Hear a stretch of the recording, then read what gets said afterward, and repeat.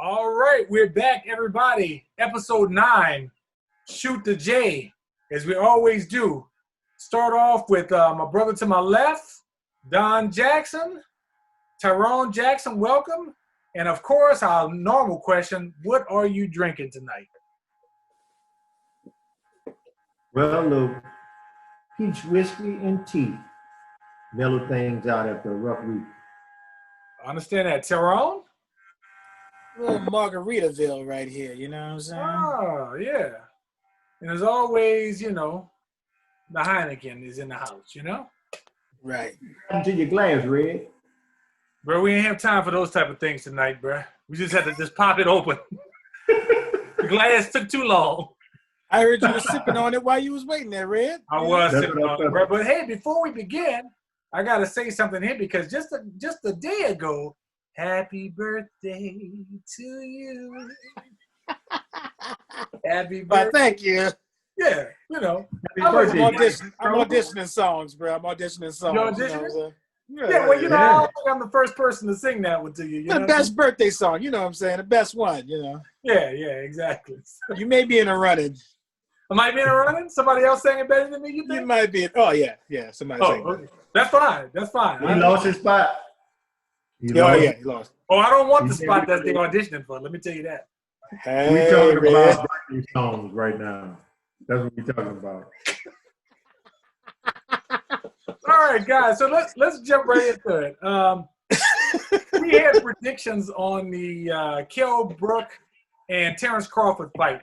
Give us y'all impressions of what y'all saw in the fight, and you know, were you surprised, or you know, what do you think happened in the fight? I'm gonna let Ty jump in there first. It was a complete and utter breakdown of another fighter. It was just masterful to watch. Some people said it looked easy, but it wasn't. He just set him up for a shot that he didn't see coming. And you can see in the knockout was in the 4th round, right? So you can see around the 2nd or 3rd round, he was checking his timing to see if he can punch over that jab. And I think I was talking to Dave when the fight was going on. Yes. I said, man, he's going to punch. If that any hit comes, it's going to be over that jab. And he did. You got to give it to Kell Brook. He looked like he was in great shape. But that was a different level of fighting right there, and fighter that he faced. He's never faced anybody like him before. So, you know. Don? Right. I always say, you know, when you look at Crawford, he doesn't come in rippled up with British boxers. He's so easy to underestimate. And this is a man who has power in both hands, and he has a good computer, a good fight computer. So you can go in that ring and underestimate him if you want, but a lot of cats have paid the ultimate price, and now he's at 15 knockout TKO. So he takes his time, he figures out what he wants to do, and he switched from standard style to southpaw. Right. Get out Kell Brook and got him out of there. So he surprised me in the round that he got him out. I thought it would have been a little longer than what it was, but took care of business. No, you're right. I mean, I predicted the knockout. I'm the same as you, though. I didn't think it was going to come that quickly. As Tyrone said, well, you said, Don, that he switched stances on him. But it looked like they were trying to, as Tyrone said, they were trying to figure each other's timing out. And Kell Brook's speed was there on par to me with Terence Crawford. And when he switched to southpaw, like in about the 2nd round, it looks like Kell Brook to me ran out of ideas. Like, you know, he was real fast. It's like he's used to overwhelming people with his speed, but he couldn't do that with Crawford. And so by the time the 4th came in there, he lunged in for something desperate is what looked like he did, because he doesn't normally attack on angles. And when he lunged in for something desperate is when he got caught coming in. And the fighters will tell you, the worst knockouts are the ones when you're going forward with your power and a person also is coming forward to meet you head on. And it just buzzed him, and the fight was basically over after that. If I was Kell Brook's trainer, I would have borrowed a page out of Sean Porter? What's Sean Porter's book. I mean, you'd have to jump on him, use the muscles that you had, push him back, do something. you can't just, he was trying to counter him, which was strange to me. I'm like, don't try to counter Terence Crawford. The more time you give him, the more time he's going quicker to figure you out. So I wish he would have played bully ball on him, just kind of push him, kind of like what a couple of people try to do with Floyd. You know what I'm saying? And anybody who tries to push on Floyd, I mean, Floyd just has great conditioning, so you're not going to catch him in the later rounds. If you don't catch him early, that's basically it. But you know what I'm more concerned about? Who's that? Afterwards, did y'all hear about what Bob Arum said? What? He's not going to fight Spence? So Spence is running from him, basically? No, this is fresh off the press. Okay. Bob Arum tweeted that Terence Crawford doesn't sell the fights, and he said that he would go broke trying to sell Terence Crawford's fights. He's got to do more. And Terence Crawford said, "Well, release me then if you don't think I can sell a fight, whatever." And Bob Arum was just basically saying a lot of stuff about Terence Crawford. He said that he was like an opera singer that doesn't have any fans, like a great opera singer that doesn't have any fans. But what do you guys think about that, first of all? Let me just interject that this is the same guy, Bob Arum, who said he couldn't market Floyd Mayweather. So that you can take all that with a grain of salt. So the same guy says he can't market Terence Crawford, he says he can't market Terence Crawford, said he couldn't market Floyd Mayweather. And Floyd Mayweather is the richest boxer in the history of boxing. He's richer than any two boxers or three boxers put together. So, and let's remember Pacquiao left Bob Arum too. Yes. So that tells you, let's just be real. He can't market the type of fighter that Terence Crawford is. He can market the Tyson Furies of the world, and Ali was a self-marketer, and so was Sugar Ray Leonard. That he had those, the good old boy next door looks, and he could market himself. He can't market the type of guy that Terence Crawford is. That's basically what it is to me. My thing is, who's the promoter? Like, if Terence Crawford is going to promote his own fights, why does he need a Bob Arum? The name in itself says promoter. I'm going to promote the fight. If you need to brew up all the stuff that makes it happen, and Terence Crawford is a mean, like a mild-mannered cat, you got to do all the work. Pacquiao wasn't a person who talked and did all these kind of things. No. Barely spoke English. Right. Don, how would you market somebody like Terence Crawford? I mean, to me, I'll go to his gritty side and say he's a kid out of South Central Oklahoma. Where is that? West side of Oklahoma? Where? Nebraska. Nebraska. The tough side of Nebraska. Grew up in the mean streets of Nebraska. But couldn't pay off a bully to beat him up.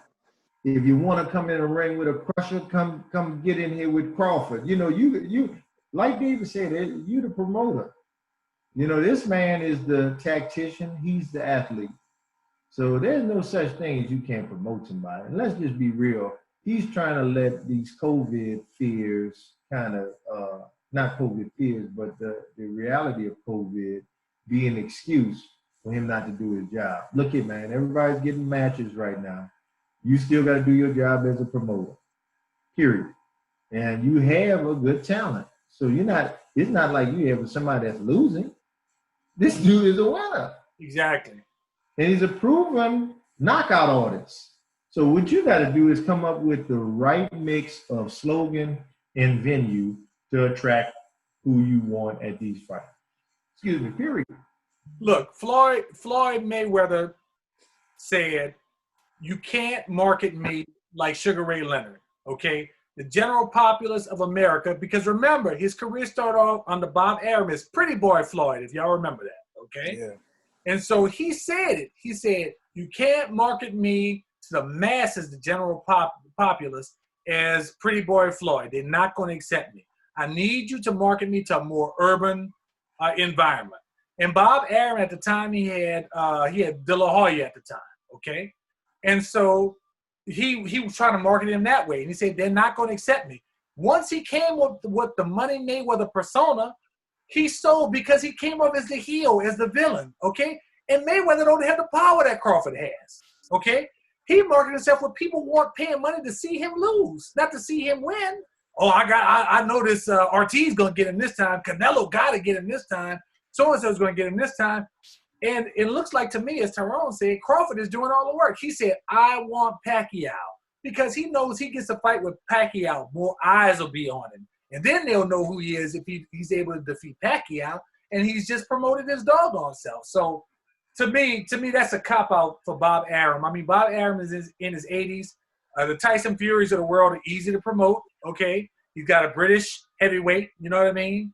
So that's been going to market itself for the most part. So he wants an easy touch, and that's not the thing. Let's move on because we have a guest in the waiting room, but I'm going to go to our second topic before we admit that person. The Saints just released on the wire today that Taysom Hill is going to be starting over Jameis Winston. What are y'all thoughts on that? The backup quarterback is supposed to be Jameis Winston, and the gadget guy is supposed to be Taysom Hill. What are your thoughts on Taysom Hill starting over Jameis Winston? Don, go ahead. You got the face. You look like you ready. I mean, it's just a big sigh for me because, in my opinion, the stronger quarterback is Jameis Winston. So what are you saving him for? What reads? Maybe we don't. I'm sorry. I'm not back there with Sean Payton and them and who's the offensive coordinator? Carmichael. I'm not back in the huddle with them.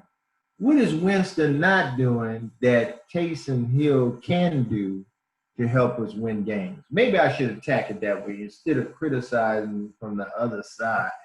But here's a man that threw 30 touchdowns last year and 5,000 yards, and you telling me he's not your number two? Somebody help me out. I have a different take on that. All right, go ahead. My take is you made a choice between Teddy Bridgewater and Taysom Hill, and you let Teddy Bridgewater go because you say Taysom Hill is going to be your future. Well, why am I going to play Jameis Winston? Jameis Winston is insurance for the Saints. So I'm going to see what my number two is supposed to be able to do. There's no way I'm going to pay him all that money for him to stay there, get rid of Teddy Bridgewater, and not make him the starter if Drew Brees go down. Yeah, he's a gadget player. He's been in the system for, 3 years? So he should know all the plays. Jameis Winston is a much better thrower than he is. But if I'm spending that money on Taysom Hill to see that he's going to be the heir apparent to Drew Brees, why is this not the perfect time to see? There's expanded playoff. There's expanded teams. Maybe 4 to 6 weeks we can win 3 games, 2 games, whatever, and then Drew Brees come back. Why not put him in his position that he's in? I thought it was a mistake for them to let him go anyway, to let Teddy Bridgewater go anyway. But now that you got him, the man is already in his ego and his mind saying, I'm the number two to Drew Brees. Well, why are we going to skip over him now to put Jameis Winston in? I think Jameis Winston would be the right idea to do it, but if it's not the institutionalized way of looking at it, and most people can go racial there, and I don't think it's racial. I think it's economics. I tend to agree with that with Tyrone with economics where you're paying him $20 million and Jameis on a 1 year like a minimum like $3 million or $1 million. I forget what he's making, but on a minimum. Right. And there's pressure from the GM. There's always pressure to play the guy that I'm paying $20 million to. Now, if I'm the defensive coordinator for the other team, I'm like, well, I hope they start Taysom Hill because now my scheme has gotten a lot simpler because he's basically going to do just a run or read option, a wildcat, okay? So I just need to keep my line back. I don't have to worry about safeties. My safeties can creep up because I'm not worried about a deep pass. And the thing that Jameis has that Taysom Hill doesn't have and that Drew Brees doesn't have is the vertical game. He's got the arm for the deep threat, and Taysom Hill doesn't have it. And again, I keep telling people, Taysom Hill is a Mormon, and he did a 4-year mission trip. He's not as young. He's 30 years old. So you talk about this guy is the future, and Drew Brees is, 42, and your future is 30, and it's thrown like maybe 25 or 30 pass attempts in 3 years with the Saints, and that guy is the future? And as Don said, Winston has I didn't want to see Bridgewater go, but Winston does have the experience. I mean, he's got a couple 5,000-yard seasons under his belt. He did throw a lot of interceptions, but he threw a lot. He's a proven commodity, as Don said, a proven rifle. You know what I mean, on this level. So I don't know if they're doing this to confuse Atlanta, where they say, well, they're maybe ready for Drew Brees, but they're not ready for a whole game of Taysom Hill. I don't know what they're doing, but I don't think they're saying that Taysom Hill is going to be in there every play. I think they're going to run it like they did last week. But the thing that I don't like about this is that you bring Jameis Winston as an insurance policy, but he could be the future of your franchise, and you're sitting him there. What makes him want to sign with the New Orleans Saints again next year if he doesn't get a real opportunity, a real shot? And losing is going to bring everything to its knees. You know what I'm saying? If Taysom Hill loses the game, two things are going to happen. People are going to be calling for Jameis Winston, or Drew Brees is going to fight to try to come back early, which is a mistake. And you saw that when he thought he was going to lose his job to Teddy Bridgewater. Yes. He fought to come back instead of just relaxing and getting totally healthy. But no, he thought he was going to lose his job. Hey, I'm going to say this. This is a hell of a week you're going to use experiment when you play Atlanta, huh? This is like the biggest Off game. a bye week. Yes. Off. Right, exactly. This Atlanta had a bye week, so they're prepared, you know. To make your bones if you Taysom Hill or to lose it, I can tell you that much. And especially with Tampa Bay creeping up on the Saints also, this ain't the time for no experiments. I can tell you that much. It's a genius coach move, though. That's your thing, Terrence. Genius coaching. Genius coaches. You know what? I really didn't think about it till Ty said that this could be kind of a decoy move, to tell you the truth. Number one, get you ready for a whole dose of the Wildcat coming at you Sunday, and then we switch gears on you, and then all of a sudden, now you got to get back and pull a dime and coverage and play a lot of short passes. You know what I'm saying? So it could be a genius coach move now, you know. And then, like we already said about, you know, what Taysom Hill can do. Okay, let's see if he can throw a short timing route. I haven't seen it yet. I saw some over-the-top routes.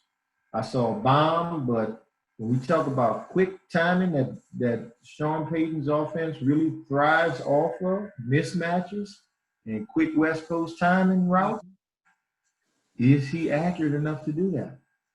I know somebody who's mad, though. I bet Michael Thomas mad as hell right about now, huh? He's like, I know I ain't going to get no touches this week with Taysom Hill back there. I'm going to run all these routes, and it ain't coming to me. He ain't going to spread it out. He going to run or pass it. Like, unless he knows something we don't know. I'm not going to put it past Sean Payton. Maybe he sees something that none of us has ever seen in Taysom Hill. You know what I mean? And it's one thing running the ball and wearing people down in the third and fourth quarter when they don't want to see Taysom Hill. It's another thing getting hit by as the quarterback since the first quarter through the fourth quarter. You know, getting hit on every play trying to run a Wildcat. But we'll reserve that for next week, our opinion. We'll see what happens. I'm going to go ahead and admit our guest in, and let's see if y'all know who this is. Hope it's not somebody from St. Aug, is it? Nope. Okay, good. I see Mr. 100. But you're close. Definitely. Come on in. Definitely from the Catholic leagues. Okay. I don't know. Hello, can you hear me? Yeah. I don't Can't know why see my it. camera not working. I don't know what's going on. You trying to be incognito over there, bro? Yeah, you see? You got Negro, bro. What you I know doing? that laugh. Hold up. Mr. Carl Fuller. There it is. Oh. What's up? What's up? What's up? Everybody happening? introduce Justin Brown to the show. Our first collegiate athlete on the show. Played for Okay. Georgia College, right? Is that right? Correct. Not correct. Georgia College. Correct. At one point, he led the nation in three-point percentage, if I'm not mistaken, as well. Correct.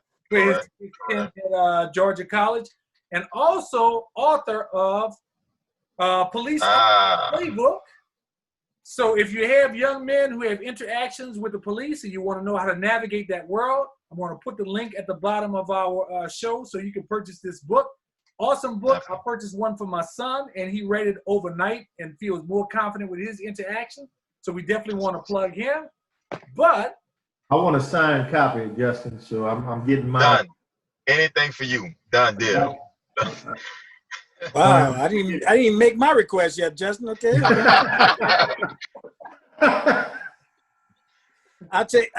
I'll take a signed copy if you can prove that your 3-point percentage, well, your 3-point attempts was more than Dave's 3-point attempts. I'll probably take more attempts than he does. I'll probably take more attempts. Yeah. I mean, it's crazy. It's crazy because in college, at Georgia College, our head coach used to say all the time, look, if you shoot more than 40%, you can shoot anytime you want to shoot. That's what his thing was. So Wow. I made sure I shot over 40%, so therefore I can shoot anytime I want to shoot. Nice. So it was Green funny. light. It was funny because one time I shot. You know, I come in a game shooting. It doesn't matter. I'm shooting regardless.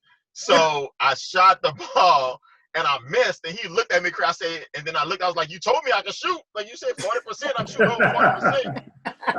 So he couldn't really say too much after that. There you You go. gotta give me your other touches so you can get the percentage. Because if not, He grabbed that pin out right there. that's a little X right there, Ty. Exactly. Don must have worked for your coach, bro, because he must be shooting 60% because he does shoot it every time he touches it. Wow. Well, here we go. God, dog. Here we go. We throwing rocks already, man. Already. Okay. We ain't gonna talk about somebody's 3-point percentage. You know what I mean? The Red Dog 3-point percentage. Like Man. my We ain't gonna Red Dog. eye. Man. low 20s. No, ain't no low 20. No. Red Dog, no shot is sacred at all. Everything is fair game. Ask God. I gotta get us back in this. I mean, that time. I gotta get us back in this. Back in. Listen, I ain't saying the names, but every shot is a good shot. You know, it doesn't matter. You know, every shot is a good shot. Hey, ask Clarence and Godfrey. They know the deal.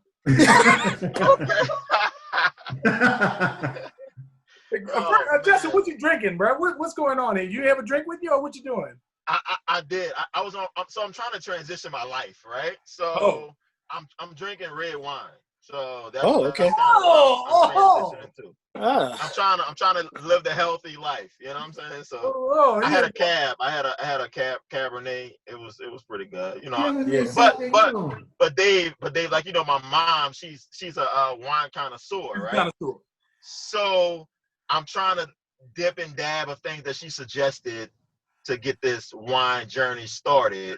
But it's not good. I'm not gonna lie, it doesn't taste good. But it's an acquired taste, though. It's an acquired taste.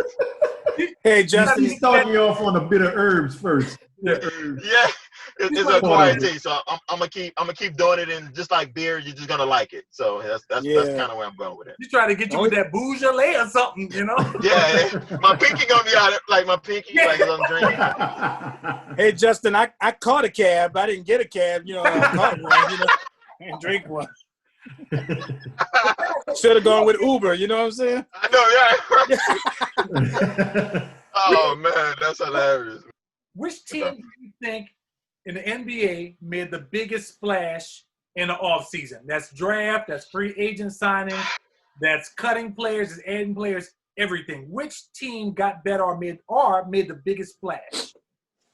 So, you know, I thought about this a little bit. So I'm a little biased, first of all, right? Because I'm a LeBron fan. I'm not even gonna say I'm a Laker fan, right? I'm a LeBron fan. So I'm a little biased. So I was really looking at the moves that they was making and the people that could sign based on money and who wants to leave because of money. And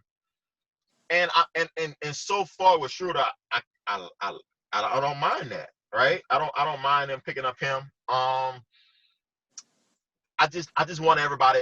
I feel like Green needed to leave. Sorry. Oh my God. He needs to go. Daniel Green. He needed to go. Yeah, he needed to go. He was just killing me every time he got in the game and shot. I don't know if it was a confidence thing, like he wasn't confident because he was getting wide open looks. I mean, LeBron is going to give you wide open looks. Yes. So the people that we need to put around him is people that can just hit open looks. That's all we need. So I like that move.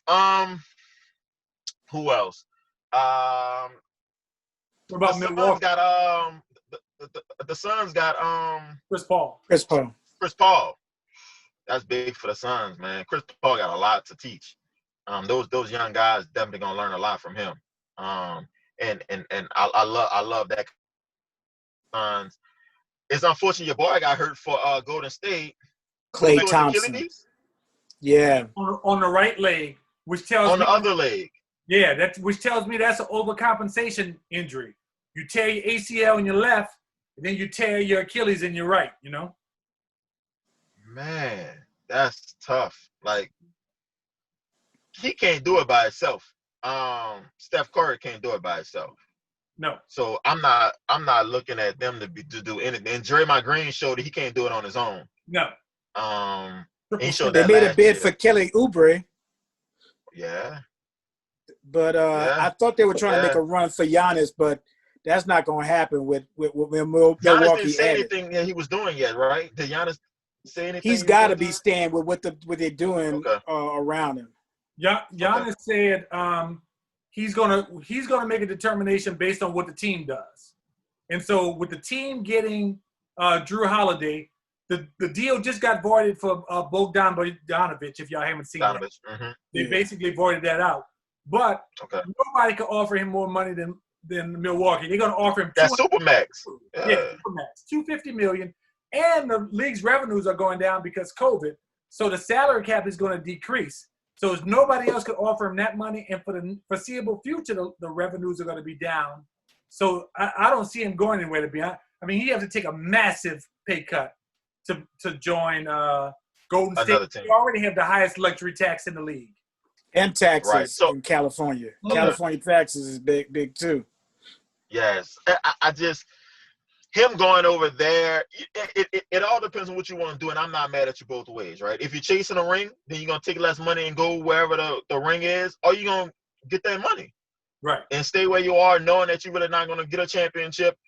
It's all about what you want to do. Some people play for legacy. Some people play for money. Honestly, I think I'd be playing for money. I don't know about y'all, but give me that 200-something million. I'll figure out how to be happy and get a ring. I'll buy myself a ring for $200. Hey, that $250 million is my legacy. You know what I'm saying? Exactly. What for generations and generations to come, for real. Exactly. For real. Exactly. So Golden State. I think I don't really hear about too many other people making any major. Michael Jordan got the ball, son, huh? Yeah, LaMelo. I think Melo. I think it's gonna be good, man. I think he is the most promised out of all of them, to be honest. Okay. So I kind of like them. I don't know what they're gonna do. I don't think they're gonna do too much, especially not his first year. I can't see him being an impactful player coming in like LeBron and doing it. He's more of a point guard, scorer, assist type guy. Right. So yeah. What you think, Justin? What you think about the Go ahead. 76ers getting Seth Curry and Danny Green and trading away Al Horford? I'm not really. I don't like Danny Green. Okay, all right. I'm just gonna be honest. I don't like him. Okay. Would you like him coming off the bench? I don't like him. I don't like Okay. him. I don't like Well, what him. about I Seth don't like Curry him. playing for his father-in-law? I like him. I like him though. I like Steph. So Steph is he has a good shot. He moves around. Yeah. He's a runner. Yeah, Steph. He's So I like that, but I think they still need some more pieces though. I don't know how. Yeah, I think they need more pieces. I'm gonna be honest. I think they need more pieces. And hot off the ticker tape, 76ers also have Dwight Howard. What? Oh No! Dwight Howard signs with 76ers, but the Lakers get Montrezl Harrell. Oh, that's a huge pickup. no! Okay. From the Clippers. They got him from the Clippers. Oh wow, that's That's the right guy there. with we have dreads. Yeah, Yep. six man of the year. 6 man. That's big. That's Dang, they make us. Wow. Okay. He's a dog, man. you don't even have to move. He can stay in his house. Just play for the Lakers now. Right. Wow. Right. That's wow. Hot off the So, ticker tape. Even Is though Dwight they- Howard insurance for Embiid? What is that? That's What what is I'm that saying. all I about? don't get the move. You move Al Horford, who's a traditional center, and you pick up Dwight Howard, who's But a Horford can shoot way better. Hoffman Well, can shoot way better than Dwight Howard. Sound like Doc. That's not Doc Rivers anymore. Really? What's That's up? Doc Rivers. He's trying to make his Twin Towers in the East. That's what that. But is Daryl Morley is the GM for the 76ers? Yes, he is. Yeah. I don't know if I like that move at all with Dwight. I mean, it does weaken the Lakers because Dwight Howard was like just a huge part, especially when they play morale, everything else. Yeah. Yes. Mm-hmm. Yes. So, and then you got Wiseman coming in there now for Golden State that you got to deal with in the West also. But I don't know if I make that. That tells me that Ben Simmons might be on the move. Is what that tells me. You can't. I think he's in. I think he's in. Howard and Simmons on the floor at the same time. The court is too tight for all three. You're not gonna put Dwight Howard in like that. You're not gonna put Dwight Howard in like that. You're gonna put him in because you're gonna try to rest Embiid because he needs to be in shape first. Embiid, but Embiid got stress fracture issues, all kind of stuff. That's insurance to me. That's gonna put Embiid on limited minutes. He gonna alternate. He gonna do the Kawhi Leonard. I'm not gonna play this game. I'm gonna play that game, but I need an inside presence. Right. Yeah. Don, what do you think, Don, a team who made a big splash on the offseason? I don't know. I still see moves being made. Yes. Pelicans going look like for all youth squad with the two young picks, the studs they picked up, and then they have Zion and I still like Lonzo. I mean, people have that cat is underrated, but the team plays so much better with Lonzo Ball in the lineup. And then you have I love Josh Hart. He's gritty. And your new up and coming Kevin Durant lookalike tall wiry kid that plays with Brandon Ingram. Oh yeah.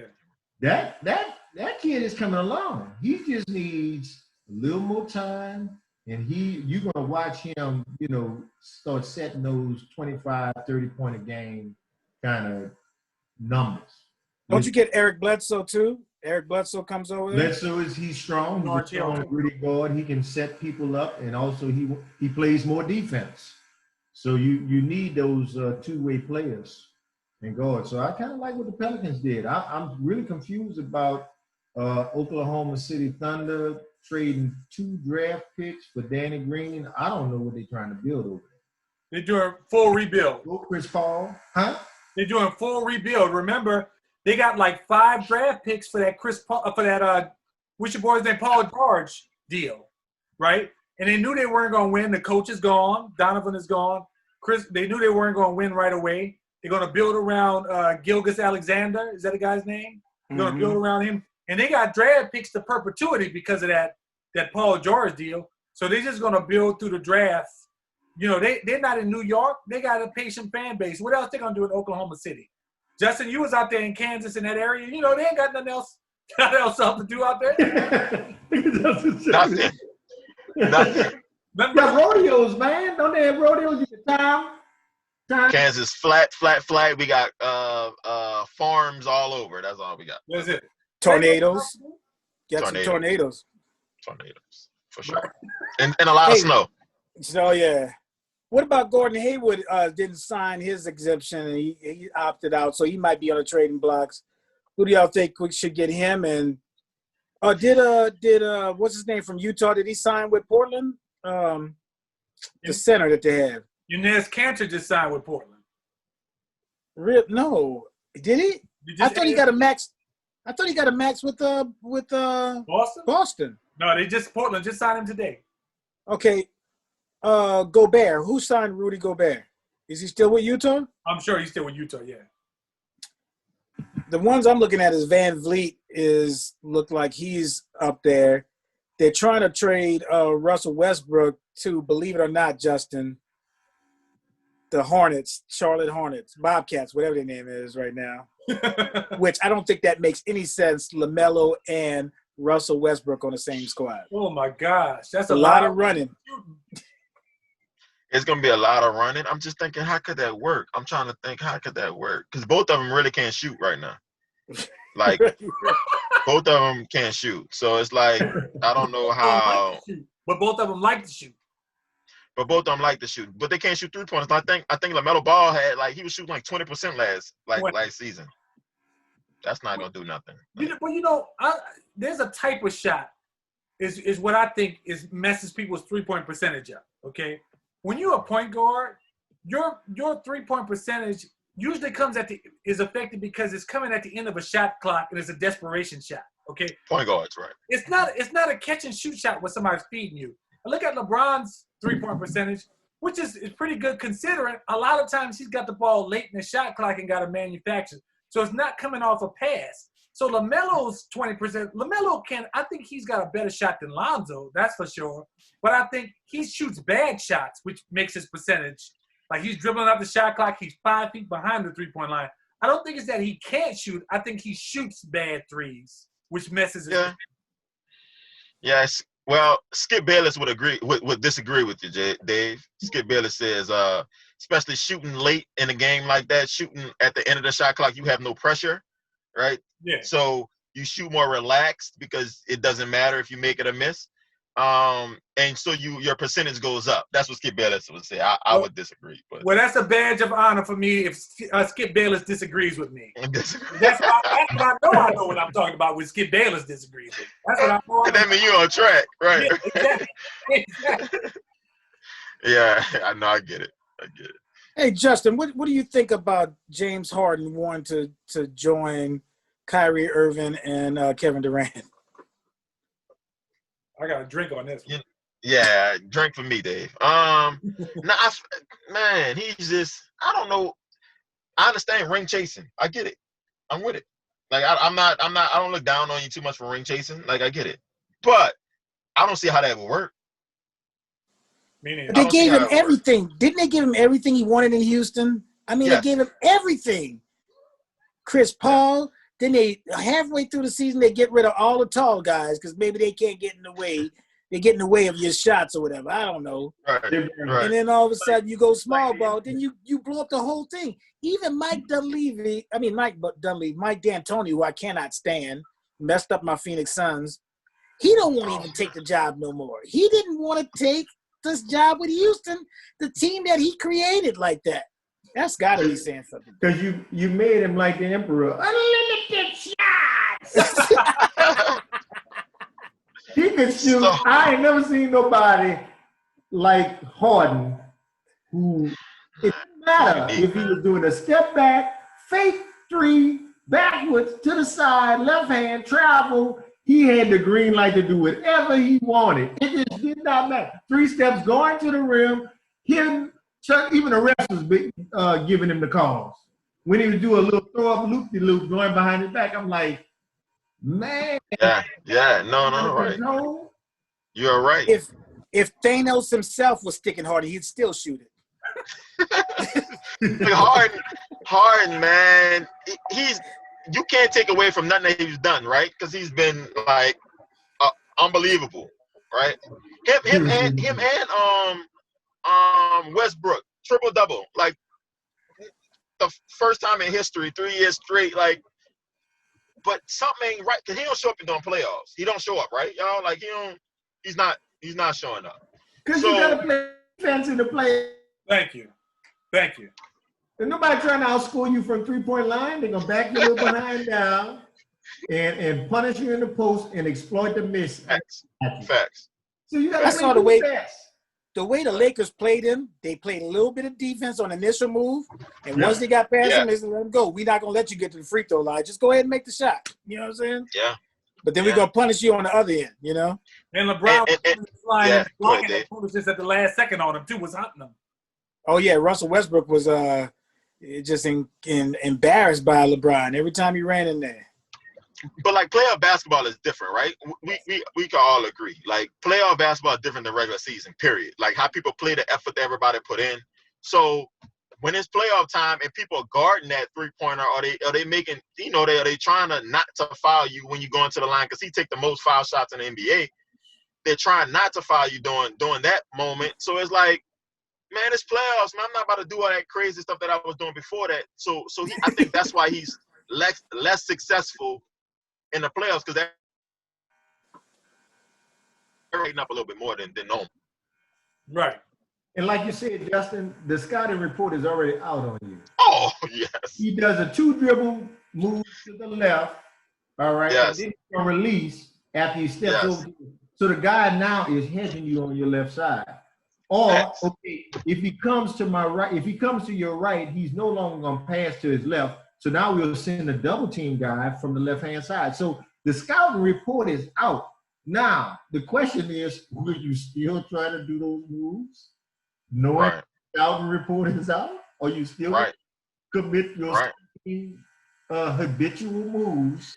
Right. You got to make an adjustment. Hey, man. Tony was not the king of adjustments. Hey, Yes.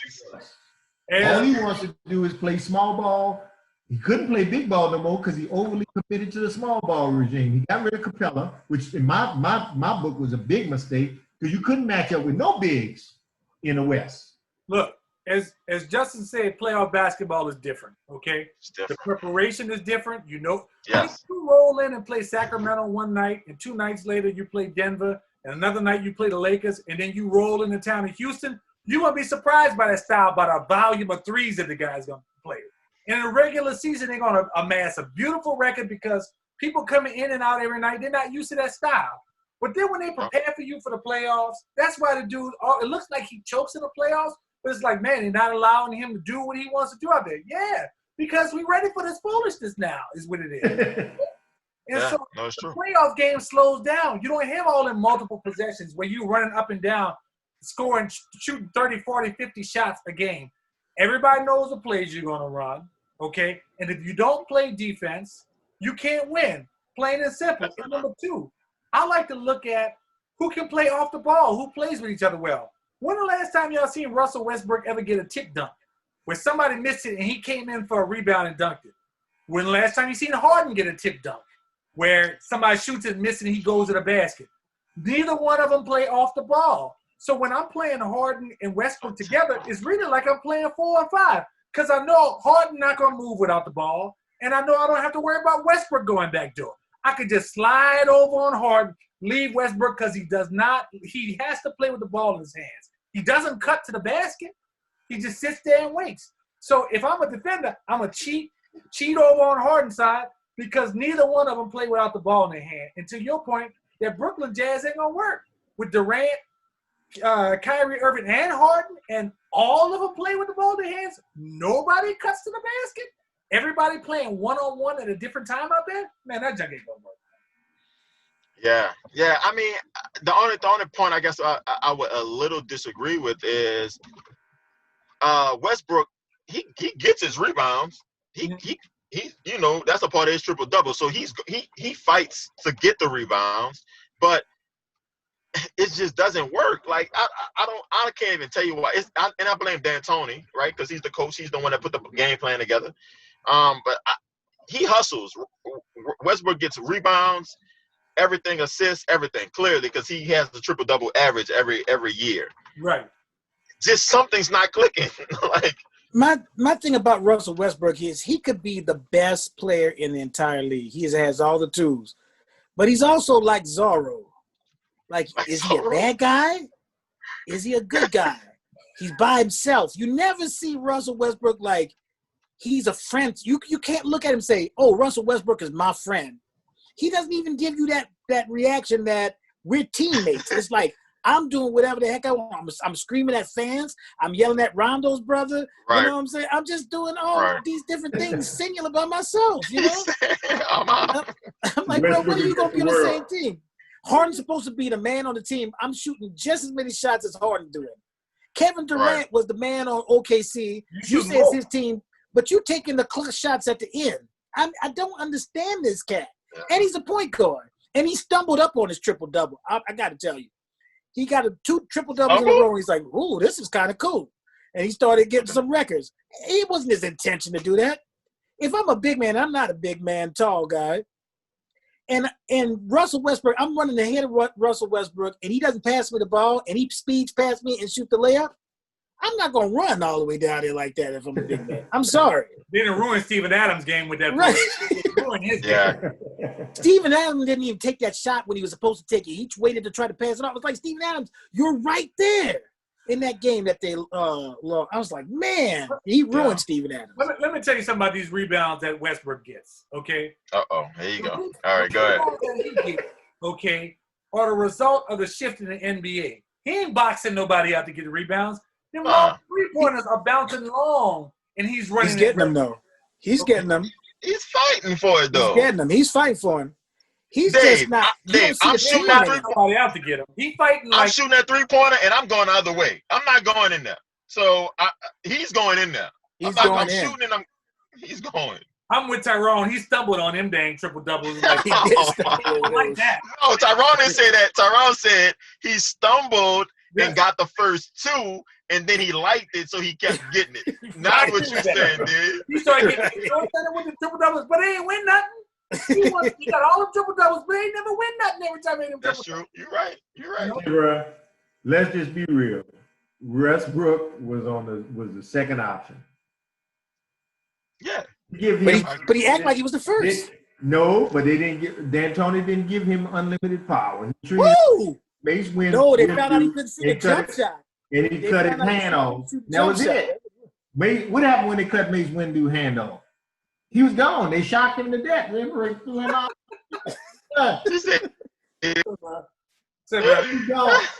Russell Westbrook, bruh, is Ralph Tresvant, bruh. And you think he Bobby Brown, okay? It's weird. No, you can't do him like that. Now, Ralph sang all the parts for He wasn't no star. He wasn't no star. Ralph Tresvant had a nice little career. Ralph Tresvant. Bobby Brown? No. Come on, bro. Bobby had to leave, bro. Bobby had to go. He was chaotic, dog. And guess what? Russell Westbrook got to go too. That's what he got to go too. I just don't understand. They gave Russell Westbrook everything he wanted. Then he went to Houston, reunited with his boy. I mean, look at what OKC had. Serge Ibaka, Russell Westbrook, Kevin Durant, James Harden, all them boys and stuff like that. And if they couldn't beat LeBron with them, and you're going to separate him and then reunite him and separate. I mean, I don't understand it, man. It's not peaches and herb, bro. Well, fellas, I'm going to ask one more question because it's about time for us to shut it down. Well, let me ask just two things first. Justin, what do you have going on? I think you have a podcast going, right now? Or were you a guest on a podcast? I was a guest on a podcast. So, I have my Instagram. It's called Empower You NOLA. Right. And it's simply me trying to better my community by teaching them their laws and rights and things that they wouldn't know coming from a former police officer's perspective. So that's my main goal. I really want to bring community and police together by sharing information that's never been shared before, right? So I try to give the community my perspective because I've been a police officer, I've been in those shoes, I've walked up to those cars to give them that perspective. But then I help police officers understand what communities pretty much how they're feeling, right? Because it's a disconnect at this point. Everybody knows that. Everybody feels that tension. So for me to train police officers to be like, hey, look, this is what the community is asking for. They're asking for a lot of respect, first of all. And then they're looking for some laws and stuff to be changed. And let's be sensitive to them. Police officers are not the person that make the laws, but they're the people that enforce the laws. So we get it that you don't make the laws, but at the same time, be sensitive to what's going on in America right now. And when you approach people and talking to people, you treat them accordingly. And, so that's the message I'm kind of preaching. So I was on a podcast yesterday, it went really well. And then I'm also pushing a book. So I have a lot of free content on my page at Empower You NOLA. That's on Instagram, Facebook, YouTube. And then I have a book. It's called, like you showed earlier, it's called A Police Officer's Playbook, A Citizen's Guide to Survive. It's a really short read. It's about 30 pages, 6 chapters, but it's really on. I try to write it on because the law is so complicated. Like the law is so hard to understand, and some people understand the law, but they don't know how to apply it, right? So me writing a book is teaching you how to apply that law in different circumstances. I give a lot of examples. So you can get that book at Amazon, and you can get it on empoweryounola.com. So I appreciate the support from everybody. I want to let everybody know, if you haven't gone, we're going to put your tag up, Empower You NOLA, on the screen as well. Please go to his Instagram, because every police, like controversial police video that comes out, he does a breakdown of where the officer went wrong, where the suspect went wrong, where the community went wrong. It says this is against procedure, this is really actually procedure. The breakdowns are phenomenal. I actually can't get enough of watching it. Every time there's a controversial video pops up, I always think to myself, let's see what Justin thinks about it. You know, it'll really change your perspective on, you know, on what you think. Like in your mind, you'll say, man, they were wrong for doing this. But then after you see the breakdown, you see that there's another side to it as well. And he will say, hey, the police officer was dead wrong. I don't know where this training took place at or what have you. So that's good as well. I wish he broke down my video when the police officer said Tyrone Jackson, the guy we looking for, is 6'4" and 138 pounds. Look like a loss, Justin. I've already followed him on Instagram, and I'm looking forward to sharing that with the youth I work with. And check it out. definitely buy his book off of Amazon, because you can't have enough tools, especially after the years we've seen transpire in the police. And we know we have a lot of great policemen out there and policewomen doing the job every day, but you know, we have to prepare our youth to interact with the police in a respectful way, but also demanding their rights. And 2020 is still kicking. Yeah, we got 2 more. We got a month and a half to put 2020 to bed. Don't get cocky. Don't act like yeah, well, I'm not getting cocky. You saw them hurricanes come through here? suckers are spawning like roaches on us, bro. Them hurricanes. But the government got you, bro. Yeah, I know. They still follow this information, people. No, that's the club lights in the back. That's what it is. I said, oh, man. All right, I'm back. All right, so I have one more question, all right? Well, you have all of us on the call right now. We're playing 2-on-2. Out of all us, who are you picking on your team to win? We'll put you on the spot. How are y'all going to do this to me? Like, Yes, sir. it's going to be a 2-on-2. So I have to pick one person then, right? Yes. Ooh. All right. I haven't really played with Little Brother for too long, so I can't take Little Brother. So because I only played with him once since I've been knowing y'all too long, so I feel like our chemistry is a little bit better. All right. So Little Brother's out. No offense, Little Brother. All right. So like, oh. It's all right. Yeah, I know you're gonna pick Dave. It's all right. No, wait. Give me a second. Because it's a process. All right. Trust the process. It's a process. It's all about how I'm feeling and how I want to play. All right. Right? Because I feel like, Dave, you're not a true big man. Right? You're not a true big man. You're not. So with that being said, like Big Brother, I feel like Big Brother is a true big man. So I know how I need to play with him. I know he's going to be down low. I know I'm going to give it to him. He's going to kick it back out to me. I know he's going to shoot. Well, he might not give it back. Wow, look at Dave trying to. He might. Dave, you're absolutely right. He may not give it back. But I know where he's going to be, and I know that he's going to be down there. So hold on, wait. So, Dave, go back to you. You're not a true big man. All right. So you're going to be all over the court. All right. You're going to be at my three-point line where I want to be. Where you gonna be at? Huh? Come on, Westbrook. Me and you can do it harder than Westbrook. That's where it's gonna be at, Justin. You know him. We can make it So I know what Dave's gonna be all over. So you're gonna kill me in my game. So with that being said, I have to take Big Brother. And I know that at the end of the day that he's gonna try to beat up on you if we play you. That's right? true. That is true. And I know Big Brother, I know the psychological stuff that y'all went through for the last 40-something, however old y'all are. So Big Brother got that kind of mental thing over y'all too. Oh no. So Oh, no. I gotta go with Big Brother. I'm Oh, I sorry. broke that when I was 17, Justin. That was the first time Jeez. I broke that when I was over. Once I, Hey, you didn't tell Justin y'all had to raise the goal on me when I tried to slam on y'all clown. yeah, he dunked on an 11-foot goal when he came back from Lafayette when he was and when he flew through the lane and dunked it, Tyrone said, "Oh no, we bringing this goal up higher than this. This is ridiculous." Y'all brought him to 12 feet. You have to do that, bro. When They had to do it. they went 10-5. Yeah. 10-5.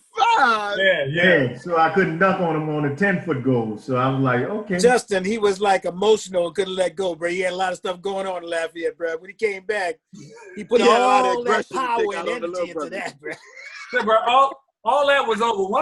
Here's the thing. See, you're a middle brother, okay? A middle brother. We have an older brother and a younger brother. Tyrone's a middle in our group, all right? Right. But as a younger brother, you get beat up on so much growing up. Like you lose all the fist fights. You brought it on yourself. Just be quiet that's the point. sometimes, bro. That's right. You need to shut up sometimes. That's the problem. Stop raising on people. That's not the point whether I brought it on myself. I'm just talking about the beatings, okay? You get beat in fist fights. You get run over in football. They beat you in basketball. And so that takes a toll year after year. But when you get over the hump, see that Don doesn't understand this. When you beat your big brother in anything, you feel like nobody else in the world could beat you. Like you could take on Michael Jordan because when you climb the mountaintop. So that's been going since I was 17. That was the first time I beat him in a game. So they ain't got no mental hurdle. I beat him. You beat him at 17? Yeah. That was his first time winning one game, though, Justin. But let me tell you how long it took him after that to try to win again. Oh, I beat you regularly. Mustache in the game. Remember we played for the Mustache? Remember we played for the Mustache? Lest we forget. And you was about to lose your mustache, my friend. Hey, Justin, all I say is, bro, if they play again one-on-one, it's just going to be me and you hosting the show, bro. They both going to kill each other, bro. It's going to be bad. Oh, yeah, we gonna put that on live. We gonna put that. Yeah, we gonna. No. You pick your teammate. Y'all play y'all junk. You and Don can play against me and T. I'm fine with that. We good with that. Y'all don't want none of that. Stop it, man. You don't Oh, my They need to stop, Justin. They need to stop. Let me see. Let me explain something to you, which You you need to have stop. experience with the man that you call teammate. You're gonna see the lack of defense is disturbing. That's what you're gonna find out real quick in a hurry. Look, I have granted Justin unlimited power. That's what y'all don't understand. So Justin, whatever you feel like doing, bro, we can do it to him. I feel kind of jealous that you're going to pass the ball to Justin and not to me when I was on your team. Oh, I always going to pass the ball to you, T. You're wrong. You're going to give Justin carte blanche, but you don't give me that, Bro, man. he got unlimited power. He got you with limited power. I'm Boost Mobile around this bad boy, bro. Tyrone, I think it's going back to that shooting percentage. I think he's going with the shooting percentage. I got a pretty good percentage, bro. I know. I'm just saying, mine might be a little bit higher. That's all. We're going to find out, Justin. You're going to find out a lot of things. I got a little tricks, y'all. I got some tricks, y'all. Oh, no. You're going to find out a lot of things. He already know a lot of things about you, perimeter man. You don't like to dive to the basket. You can. Who, Dave? I play against who I play against. If I got somebody I can take outside, I play the outside game. If I got a little man like Justin on me, I take him down to the Justin not gonna be checking you. I'm gonna be checking you, man. That's your problem. We gonna play the perimeter. You gonna get them two.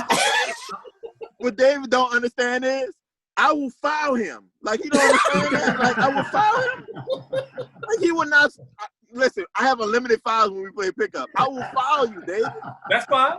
That's fine. He likes to play that. He likes to play that game too, Justin. I do like to play that game. Foul him, he's gonna foul you too. And you're not even gonna be his man, bro. Don't hurt my man now. Don't hurt him. You're not gonna be his man. He's gonna foul you, bro. Oh, that's hilarious, man. That's All right, hilarious. fellas. Well, we'll do that matchup once this COVID calms down a little bit. I want to thank everybody for watching as usual. Hey, we're getting a lot of good responses from all over the country, not just New Orleans, so I'm really pleased about that. We have another special guest on next week. I want y'all to follow Justin over at Empower NOLA as well. And again, as always, don't forget to shoot the J. We'll see y'all next week. Thank y'all. Thank you, Justin. All right.